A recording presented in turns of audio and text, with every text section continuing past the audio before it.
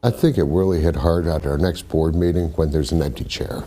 And when we do the roll call, she won't be there in that chair. Understandable, as a familiar face at the Mahoning County Board of Elections has passed away.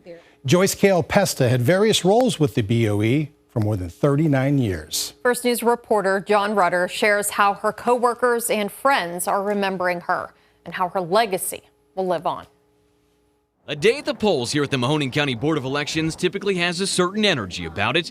Friday, the mood was more somber as many election workers are mourning the loss of not just a coworker, but a friend. I am truly grief-stricken, and I will miss her. Joyce Kale Pesta, a longtime elections worker, the first female director of the Board of Elections in Mahoning County, and former Democratic Party chair, passed away at 76 years old, leaving a gaping void at the Board of Elections. Joyce was actually like a mother to me, in the perfect sense of mothering.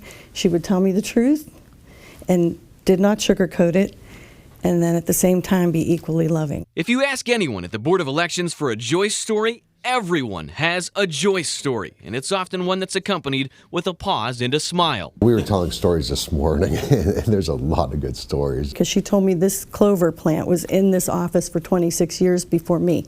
So I have to honor that, and I'm going to have to keep this thing alive and plant it in my yard. Known as a trailblazer, Joyce served the Board of Elections for nearly 40 years, leaving an impact that will be felt not just here locally in the Mahoning Valley, but statewide. She came up with, it was called the flip chart that the Secretary of State adopted about 15 years ago, and now every county in Ohio uses her flip chart for poker trading. Joyce was someone who will be remembered for remembering, always remembering birthdays or anniversaries. Politics, a point of pride for Joyce, something that the Board of Elections wanted to pay tribute to during another busy election cycle. I didn't feel like talking to anybody, but I knew her expectation would be like, you need to get to work regardless of what's going on. We have an election to run. So I will always honor that, and I will always hope to make her very, very proud. Her name prominently displayed on signage as you enter the Board of Elections, almost as a fitting reminder of how her presence will linger long after she's gone. Joyce was one of a kind.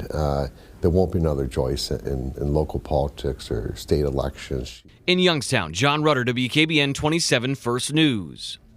Hi everyone, I'm Lindsay Watson. Thanks for watching the WKBN 27 First News YouTube channel. If you want more video news, subscribe to our channel. And don't forget to download the WKBN 27 First News app for breaking news alerts.